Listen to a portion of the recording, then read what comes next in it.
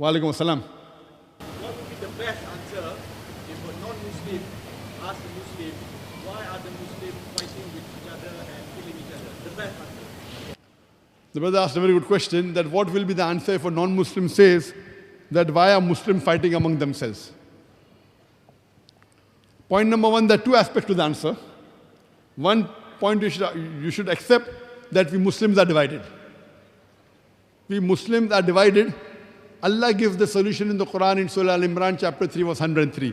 وَاتَصِمُوا بِحَبْلِ اللَّهِ جَمِيعًا وَلَا تَفَرَّقُوا. Hold to the rope of Allah strongly and be not divided. The rope of Allah is the glorious Quran and the authentic Hadith of Muhammed Salah. Allah says in the Quran in Surah Anam chapter 6 verse 158 and 159 that making sects is prohibited in Islam.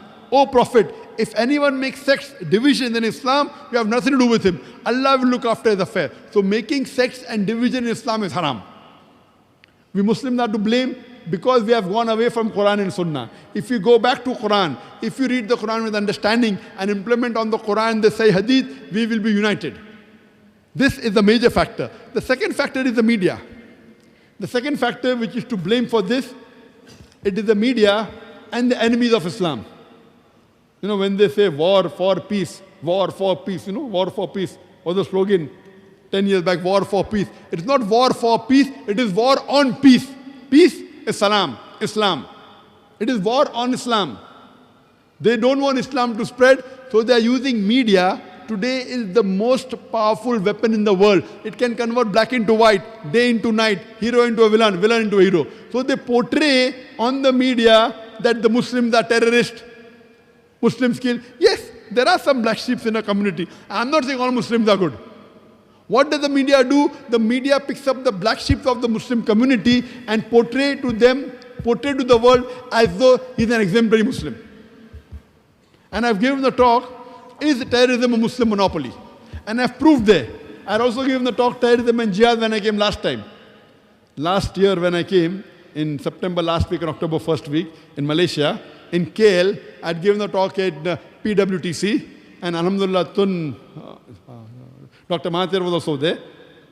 And he was supposed to stay for 15 minutes, but he sat for the full talk and most part of the question answer session. And there I said how the media is blaming us and calling us terrorists. They pick up the black sheep of the community and they portray as though they're exemplary Muslims. We Muslims should know how to turn the tables over.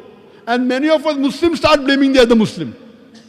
Just because the media says the Muslims are bad, we don't have to agree with it.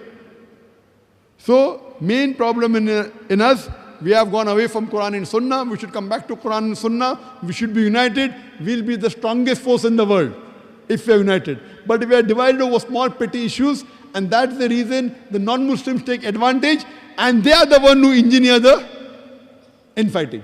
You know, India, more than 100 years back, it was one of the richest countries in the world. And the Muslims were powerful. What did the Britishers do? They came and they divided the country. They divided the Muslim into three parts: Pakistan, Bangladesh, India. 1/3 of Muslims are in India, 1/3 Muslim in Pakistan, 1/3 in Bangladesh. Today, if we were united, we would have been one of the strongest force. Would have been 500 million Muslims. And you see this everywhere.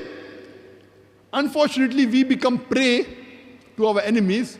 If we stick to the Quran and Sunnah and follow the guidance, inshallah, we'll be on the straight path and we'll be again, inshallah, one of the strongest nations.